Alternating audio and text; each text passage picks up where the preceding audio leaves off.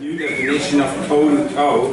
I think going forward they're going to list this fight as the one which really reintroduced all of us to toe-to-toe, mano-a-mano.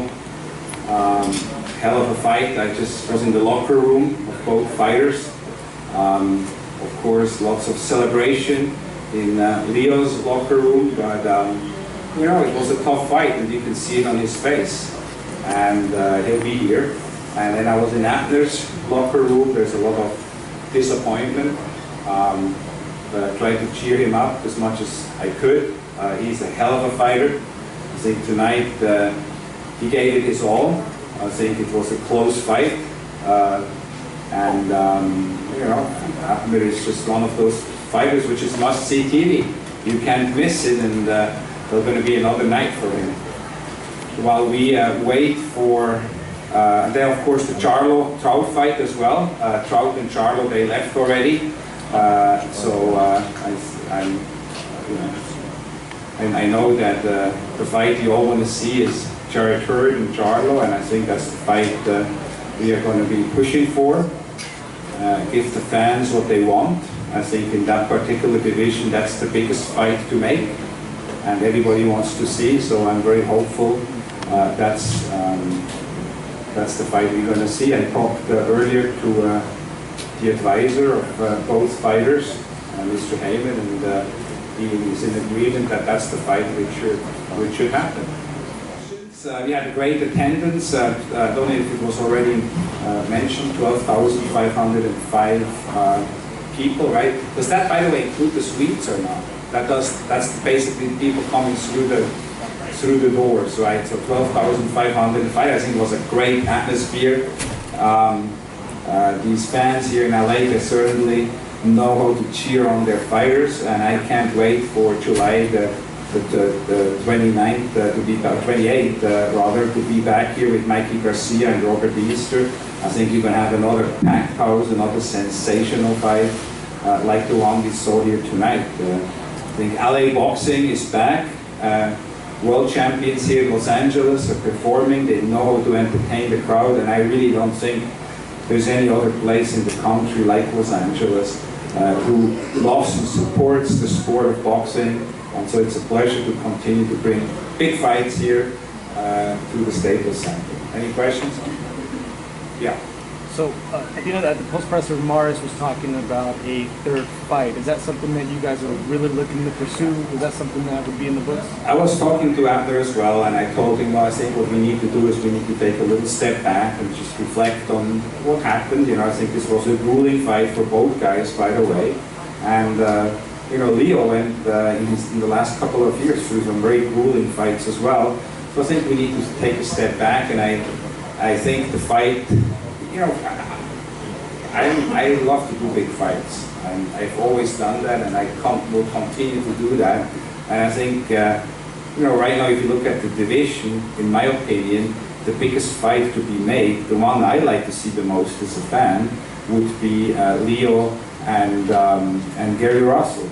I think that's the fight the fans want to see. So what I'm going to try to do is to see if it's possible to get that fight done. Where would you like to place that fight? Right here at Staples Center. I really, man, if I could, I would do a fight once a month at Staples Center. But you know, it's such a busy venue, so we might have to settle for every other month. You like that, Steve? Yes. Yeah. Uber's only $5. You're gonna have to change your handle back to Staples King now, okay? Yeah, well, celebrating the big Caps win. I'm a lifelong fan. Yes. How do you guys feel about the attendance tonight? I know there was a Dodgers game tonight, but it's a little bit less than what they did last time, a little over 13,000, I think. I think actually it was very close. I think it was 12,800 or something like that. So it was pretty much the same, but you know, what I believe in is, I believe that the prices were a bit higher, so the gross and the net gate will be substantially higher than the first one. I'm not a big fan of comping tickets, so I really like to sell tickets, because it's a slippery slope. Once you start giving away large numbers of tickets, the next time people don't expect it. But when we don't do it, then they know they're gonna have, if they want to go to the fight, they're gonna have to buy. And so, so I'm very happy with the turnout. I'm extremely happy with the gate here. I'm sure it's going to be well over $1 million. And you know, you need to, you know, some people say, well, maybe the ring sites were a bit too expensive and so on. Well, okay, but you know, we have to show the world that we can generate big gates here in Los Angeles as well. Because if we can't, then the big fights won't come here. They will go to other places where they can generate big gates. So we have to really, you know, build up LA not only as a fight town for smaller fights, but a fight town for the big fights. And by that, I need the help of all of you from the media, and I need the help from all the fight fans to support the fights and come out and buy tickets and not wait to see if they get comps. Because I can tell you, with Ringstar being a promoter, we'll be waiting for a long time. I do not believe, and I never did, whether it comes to tickets or whether it comes to TV as well. I believe, you know, you charge. The World Boxing Super Series in the 140-pound division seems set from reports today. Is there going to be American TV for that one? Yes. I know you're going to ask me which one, and I'm not going to tell you. Because I can't. No, but there will be TV, and it's going to be a loaded tournament on the 140 and in the 118. So I can't wait. I mean, fingers crossed there is an outside, I mean, you're going to have 2 or 3 world champions in each division, but there is an outside possibility to potentially have, and it's not guaranteed. So I just, again, as a fan, it would be unbelievable for both divisions to have all 4 world champions in it. I mean, man, that'd be amazing. Any thoughts on the judge who called the Charlo fight a draw? Yeah, I was surprised. I mean, that's all I can say. So, I don't know which one it was. I don't know the guy, but I think that was not the right card. But you know, it happens in boxing, unfortunately. And I think as long as we're going to be in boxing, we're always going to have, once in a while, those crazy cards. And I just hope that it's going to become less and less, as you know, the judges are going to be held more responsible for turning in cards which really don't properly reflect the fight. And what about when the fighters go to the weigh-in and they weigh a certain weight on the day of the weigh-in, and the night of the fight they become heavier? Yeah, that's a very good point, and I know Lance actually wrote a story about it, and I think some other reporters as well. They had this week a dehydration seminar organized by Andy Foster, who really is doing a hell of a job. He's the executive director of the California State Athletic Commission, and to change that, you know, because there's some studies they made which shows that in some cases, you know, a fighter gained like 20% or something like that, or over 20% in weight from the weigh-in to the night of the fight. I mean, that's dangerous, and that's got to stop. And all 4 heads of the sanctioning organizations were in Los Angeles earlier this week, and we're meeting with the commission, and I'm sure they're going to come up with the right protocol to avoid that. And you know, maybe it's going to be a day of fight weigh-ins, and you can only add so much weight, and if not, there will be substantial penalties or fines and so on involved. But you know, again, you have to sort of like put that in perspective as well, because if somebody gains more and you know, the day of the fight, what are you going to do? Cancel the event? And people flew in and they bought tickets, and I mean, how fair is it to the other guy who didn't do anything wrong, let alone all the other guys who are on the card? So you know, you have to do something about it, but you really have to reflect on it. What is the best way to go? Why do you think the crowd reacted so viciously to Charlo after his win? He didn't do anything disrespectful. It wasn't a terrible fight. Well, you know, that's a great question, and I think, the perfect answer to it. It reminded me about Floyd Mayweather. They usually reacted to him the same way. And, you know, in boxing, we have great champions, we have many champions, but we have very few fighters who are able to evoke those kind of emotions in people. Man, the whole Staples Center was booing in. You know, and that's really happened at Floyd fights. And then as Floyd, you know, did more fights and showed how talented and what he is and how great he is, you know, the cheers started to get louder and the boos started to get lower and less. And so I think you're going to see that with the Charlos as well. I mean, they are bigger than life personalities. And in boxing, we need that, you know, we need that. We need personality like that. I mean, I see it with some of my own family members. They said, oh, you know, since Floyd retired, the Charlos are really our favorite fighters now. Because, you know, they have attitude. They bring more than just boxing to the game. They bring personality, and I think that's great. When you spoke to Abner in the dressing room, yes, did he have any feelings about the decision?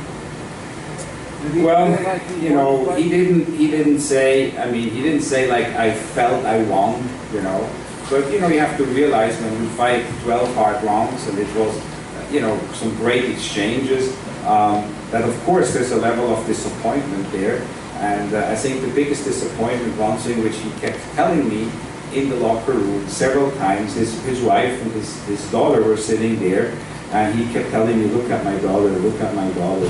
And that's the kind of guy he is. It really hurt him to see his daughter there in tears, you know. And I then pulled the daughter aside and had a nice talk with her. And I mean, Abner and Natalie and his daughter, they're like family to me. And so it was difficult to see that, but I think I made sure that everybody in the locker room were cheering them on.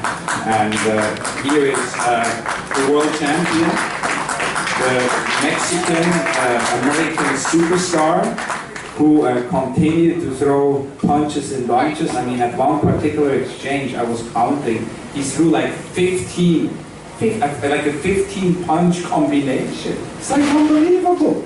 So hell of a fight. I know it was a hard fight for you. I know it was a hard fight for Abner. You guys gave it all. You entertained the crowd, and both of you can be very happy. And you have your arm raised as to continue to be the world champion. You're the king of LA. You're the king of the division, the featherweight division, and you certainly keep on fighting the best of the best. And you deserve to be, and in many of the writers you already are, in the pound for pound best list. So it's a pleasure to introduce you and give the microphone out to the one and only King of LA, Leo Terremoto Santa Cruz. Thank you guys for always supporting me and for saying all those nice words about me. You know, I always come here and give my heart out to give you guys a great fight and to do my best. So I'm really happy, glad that you guys like the fight, and I'm just happy. Thank you. Mario, you know, he was more cautious. He was waiting for me, trying to counterpunch me and stuff like that. But like I said, I always have something for that. You know, my dad, he says that whatever style they bring, I have something in response, and that's what we did. You know, we had something in response for that style. And there were times that I didn't listen to my dad because I was trying to please the fans. But but I had to do it. Leo, Abner says he wants a third fight, but you're 2-0 now in this rivalry. Do you think you've closed this chapter for good? Well, you know, the people are the ones that decide. You know, if the people loved it, if they think that it was a close fight and that Mares could beat me, if they want it, I'll give them the third fight. But I think, you know, I already beat him twice. But like I said, I'll give him the third fight if the people want it. Did you dedicate this fight to your father? Yeah, you know, like I said, my dad was a real champion. You know, coming to this fight, he was doing really good and everything. But then the day of the weigh and everything, he got really bad. He barely made it to the weigh-in. He had like cramps right here in the back. He couldn't really move, and I was worried. I don't know if you guys noticed, but I was you could see that I was kind of worried because my dad was doing really bad. And he had to go to the room, and he stood there all day. He didn't want to show it or nothing, but I knew that there was something wrong with him. But I was scared that he wasn't going to be in my corner. But thank God, you know, he's a hard man, tough man, and he went there to my corner. He was there. We told him not to go, but you know, he's hard, so that's why he's a real champion, and I dedicate this fight to him. Chance of the tiebreaker, Yeah, of course. You know, I want, like I said, if I beat Mares, I want the fight. I want, unified. If not, I want to make the third fight against Carl Frampton. He beat Nito there, so we could make the third fight if the people want it. Right here. Here in LA. Right here. Yep, of course, here in LA. Staples Center. Right here. Good. Yay. Oh. Okay, go ahead. I was just going to ask, you might have asked that in here, but you mentioned after the fight, Richard mentioned it earlier too, that it looks like you guys want to go after Gary Russell fight, right? Yeah, of course. How important is that? I'm sorry. How important is that to you to get that done at this point? I want to be the best. And Russell is one of the champions. Oscar Valdez is another champion. Welsh, he is really Selby. So any unification against any of those champions, I'm up for it. I want to prove I'm one of the best. And to do that, I have to fight the champions unified and hopefully win all those titles. But the promoter, sometimes the fight can't happen, so we have to move to another fight. But whoever they make the fight, I'm ready. So earlier there was a call out between right here in the front from Oscar Valdez today. How much would you want that fight to happen, and how much do you feel it would be something like this? Both guys, with that Mexican American heritage. Of course, he's a Mexican. He comes forward, throwing a lot of punches. I think it's going to be a great fight because, he has the same style. He comes forward, throwing those big punches. I just have to be really careful because he does, he has power. He goes in with those big hooks. But like I said, I have a response for everything, and I think it's going to be an entertaining fight and explosive fight too. Congratulations on winning again. You fought guys like Frampton and Mares now who are willing to engage with you, but Gary Russell obviously is a lot different. That's the boxing move. How do you think you would do against that style? Like my dad, like I said, my dad's a smart man. For every fighter, he knows how to send me. With Gary Russell, timing, he's really fast and everything, but timing beats speed. And I have sparred in the gym with fighters that are really fast, and I do good against them because I know how to fight them. Every time they throw, I go first, and I think with my pressure, you guys saw, I don't know if you guys saw, but when Joseph Diaz was pressuring, he worked the body. You guys could tell that Gary Russell went down. He wasn't pressured with power. His speed wasn't there no more. But then Joseph stopped, and that's when Gary Russell kept. So I think with my pressure working the body, I think I could adjust and beat Gary Russell. Is that the fight you want next? That one or any unification, Gary Russell, he's a WBC. There's Oscar Valdez, Welsh, or any. I'm ready for whoever the fans want. Leo, over here. Leo, when your dad is going through stuff, like you said the last couple of days, can you tell in the fight, in the corner, if he's feeling pain, or do you notice it at all, or is he good at blocking it out? Right there he is, by the way, just coming in. He is really good at blocking it out because, he always tries to show me that he's not a pain, but he knows that I worry a lot, he knows that I worry a lot. So even yesterday when I told him, hey, what's wrong, because I could see in his face that he was trying to hide it from me, but I still could tell. I go like, no, I'm okay. But I knew there was like something wrong with him, but he didn't want to worry me because he knew I have a big fight, and sometimes those things make you, do worse. But I did better because of him to make him his hopes up and to make him feel better. So because every time he sees me do good, and I knew a victory was gonna bring his hopes up, and hopefully he did. Leo, háblanos del significado de esta victoria y si le dará la revancha. Esta victoria fue para mí muy grande, era otra que me sigue moviendo mi carrera para arriba. Y si la gente la quiere, podemos hacer la tercera. Yo lo dije, si fue una pelea cerrada y que la gente le gustó, emocionante, por mí estoy dispuesto a dar la tercera o la pelea que venga, lo que sea. Leo, did you think that you had hurt him in the 7th round and that you could have taken him out at that point? And also, how different was this fight than the first one? Like I said, I was a little bit smarter. I was, trying to, for him to come in and now step back, and I used my reach more. I wasn't staying inside that long. I was trying to box him, pick my perfect shots, and Mares is a tough fighter. He could take some punches. And I got him some good shots, but he could take them. He know how to survive. He know how to survive. So it was tough to hurt him, and he's a great fighter. You stated before this fight, if you win, you're going to try for a unification bout. But if you weren't able to get that, you'd move up to 130. Any thoughts on that? And who would be your first opponent at 130 if you wouldn't be able to get any of the unification bouts? Whoever gives the opportunity. I think I just Brad There's, I think Jermell, he's the champion, and there's some other champions. But whoever gives me the opportunity, no matter who, I want to look for the title. Leo, you definitely had like a home arena advantage here tonight. And you are a champion, you know, the #1 featherweight champion. Do you want to say like, hey, I just want my fights to be at Staples Center from now on? Hopefully, you know, this is my house. If I could have all the fights here, I would love that. But you know, sometimes I want to go and fight for other people too. You know, I want other people to see me. But if our fights could happen here at Staples Center, I'll be happy. Thank you. Leo, buenas noches. Antes de saludarte a ti, don José, todo mi respeto y mi cariño, y sabe que lo admiro mucho. Gracias por estar con nosotros. Leo, te pregunto algo familiar porque sé que es lo más importante y quizá lo único para ti, la familia. Sí. En porcentaje, ¿qué tanto pesa el haberle dedicado a tu padre esta noche la pelea y que se haya subido contigo? No, para mí es lo más grande. Mi papá estaba conmigo desde que empecé a boxear. Siempre estaba conmigo ahí, nos íbamos en el bar juntos, me decían, me pegaba cuando no hacía bien para subir las manos o algo.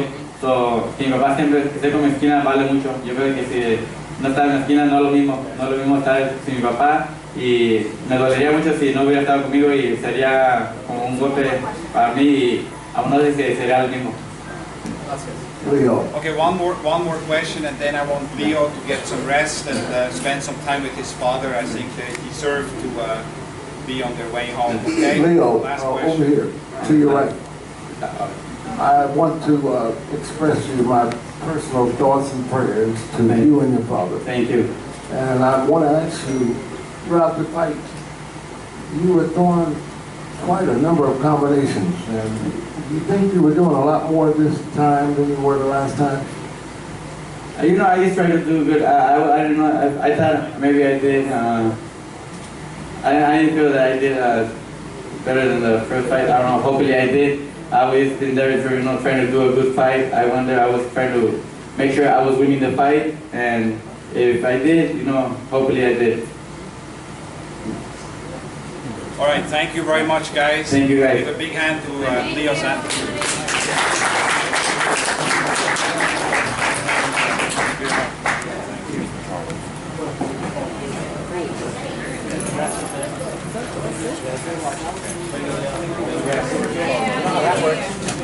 You know how that works?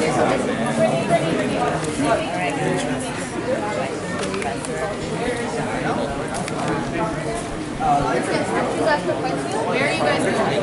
I don't know. Is Abner coming? Let me see.